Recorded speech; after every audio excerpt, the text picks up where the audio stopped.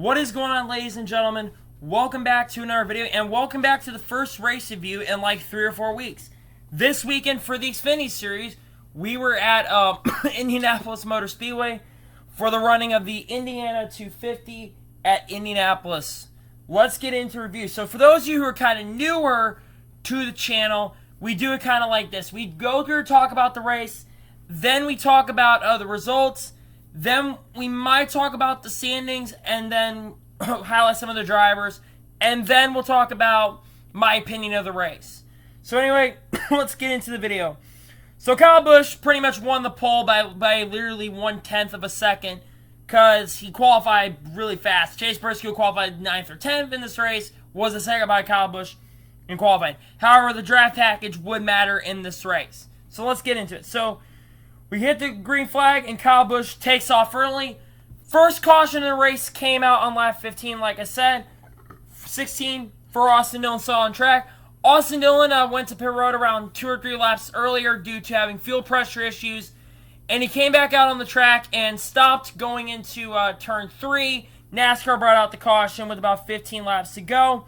Because of this, Kyle Busch decided to go to pit road for some strategy to try to get off sequence with the field. He, however, the next lap had to come back into pit road to make sure that the lug nuts were not tight and the wheel well was tight, to make sure that the car basically didn't wreck. So yeah, there you go. We went back racing on lap 20, and Christopher Bell took the lead. Second caution of the race came out on lap number 24 with 7 laps to go in stage number 1 for David Starr in the 52. He blew up, and it was a pretty big explosion from the engine. As you can see, there was a lot of smoke. There was a lot of smoke coming off of the car. That brought off the second caution. Went back racing with 4 laps to go, and on the restart, because some people also played the strategy cards, Brandon Jones decided to stay out, and he took the lead on the restart, and coming to the line on a pretty good finish to stage number 1, Brandon Jones was able to win stage 1. Second was Austin Cindric. Third, Kyle Busch. Fourth, Noah Gragson. Fifth, Cole Custer. Sixth, Justin Allgaier. Seventh, Christopher Bell. Eighth, Justin Haley. Ninth, Chase Briscoe. And 10th was Tyler Reddick. Also, right as they were coming to the end of the first stage, Ryan Sieg ended up wrecking. And they didn't bring out the caution. They didn't bring out the caution for that, surprisingly, which kind of sucked, but it is what it is. Went back racing with on lap 36, about 6 laps into the restart, and then there was just a clusterfuck of a restart, as many of you probably know, but it was such a clusterfuck because Reddick and Bell got into each other, and Bell got damaged from it. Then Bell fell back like 10 positions. No, Bell and Grayson, sorry. Then he fell back 10 positions. Then Brandon Brown got into the back of him, I think, and then Brandon Brown got turned by somebody, and then brought out the fourth caution of the race.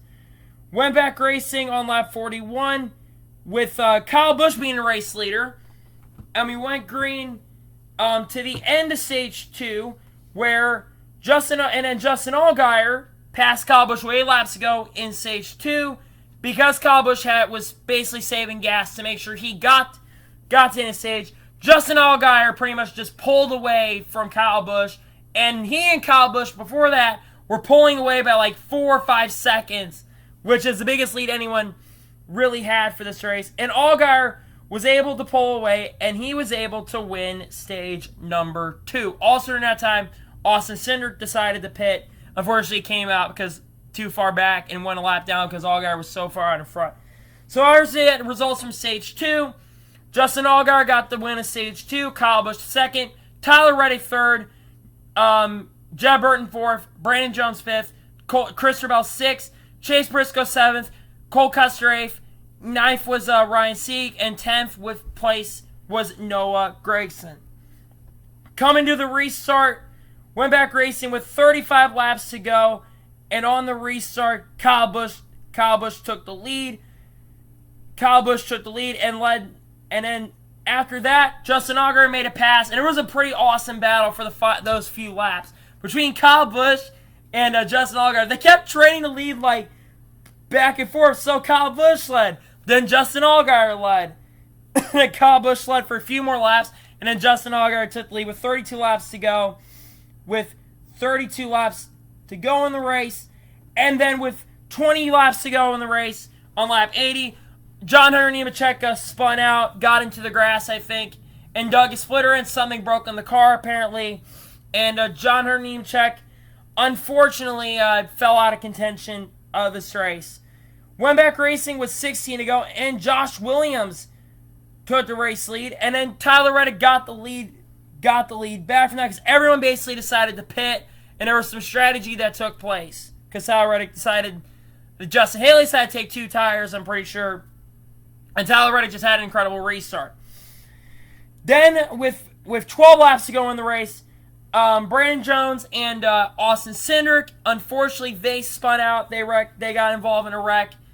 Like I said, Austin Cindric, he got a little bit sideways, and he came up into Brandon Jones and wrecked him. It was an unintentional wreck.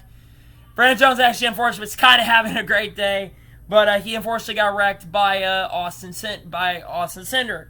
So, yeah, bad luck to Brandon Jones, but I really don't care, to be honest, because my 2 of his favorite drivers got involved in a wreck. Went back racing, 8 laps to go, and on the restart, craziness happened. The 2 leaders, similar to 2017 at Indianapolis, where they wrecked coming off the first corner. Christopher Bell basically got a little bit sideways, got maybe crowded down a little bit by Reddick, and no hard feelings toward each other, but unfortunately both of them ended up wrecking each other. Tyler Reddick in his interview basically stated that you should not be questioning Christopher Bell's abilities.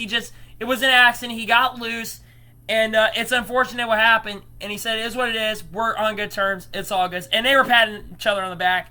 So I knew it wasn't ill terms. It was just an accident. It's all good.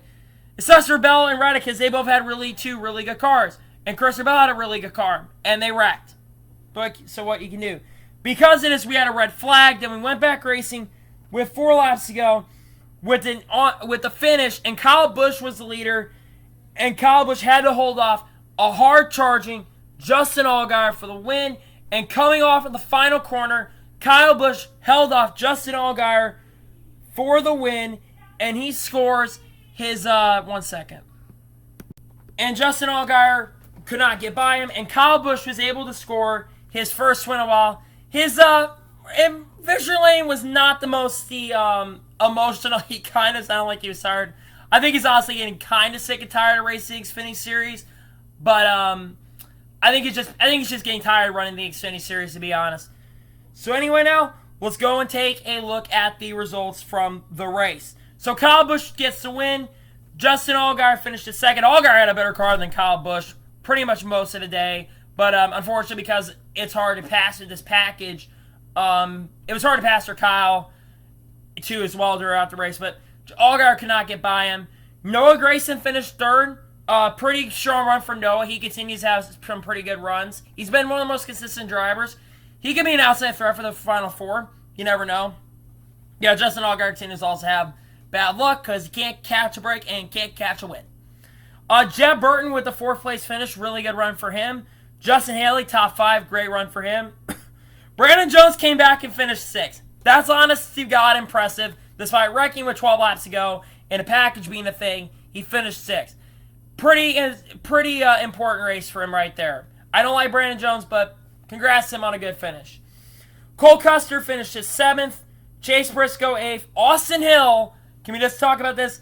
Austin Hill in his debut with Hattori Racing. Basically, well, Carl Long's team, but Hattori Racing partnering with them. He finished 9th in his debut race. And I understand the package, like I said, was a part of all these drivers' things. But Austin Hill finishing 9th, that is honestly impressive. Congrats to him on that. That should prove that he maybe goes to Carl Long and maybe helps MBM. But no, Austin Hill's really good. I'm kidding. He's a really good driver. He should go somewhere else good. Ryan Sieg gets a top 10. He wrecked and still came back and finished 10th. That should tell you something. Jeremy Clements, 11th. Funny fact, I saw a statistic in one of the comments in the race reference I'm looking at, and apparently he's had 12 of the last 13 races he's finished in the top 15. That's really impressive. Michael Annett, 12th. Gray Galding, 13th. 14th was Garrett Smithley.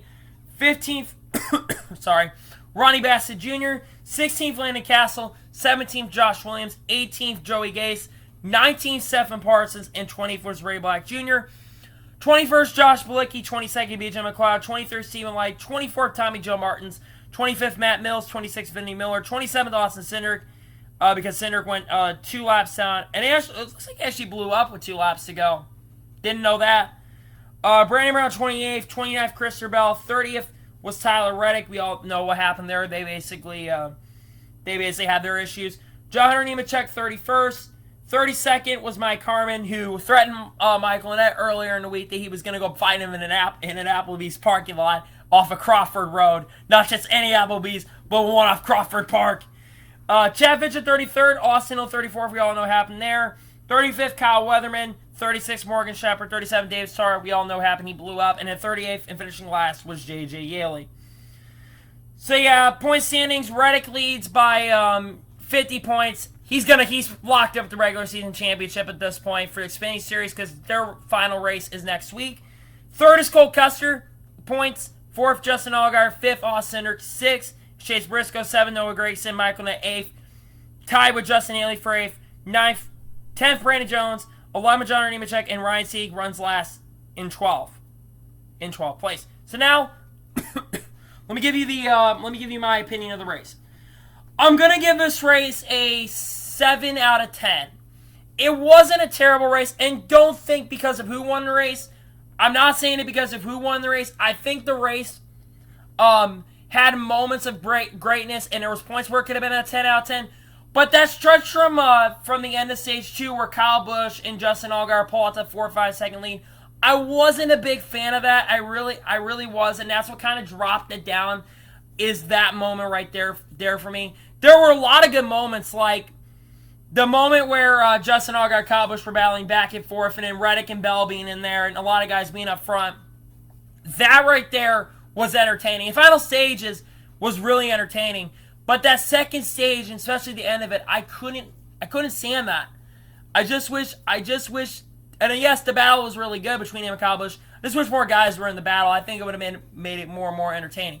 And I understand that like gaps shouldn't mean how good or bad of a race is, but I just think that the race could have been a little bit better. And I wish there was a little bit more passing. Even though there were a lot more lead changes over the last few years of this race. And I think this package does work very well for this track.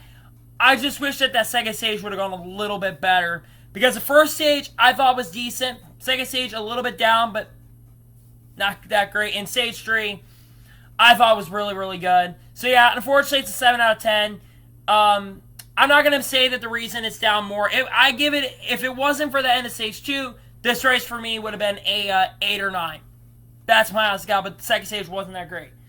So yeah, first review back on YouTube. Expect these every single week, and expect one tomorrow as well. Anyway, I want to thank you guys for watching this video. Please like, subscribe to the channel, turn notifications on so you can be notified when videos on the channel, and share this video out to your family and friends. Follow me on Facebook and Twitter. Links in the description below for that. I might put Instagram in there eventually as well for you guys to follow. And comment below your opinions on the video as well. So, on the race. What did you think about the race? Let me know below. Anyway, I want to thank you guys for watching this video, and I'll see you guys next time. Take care, everybody.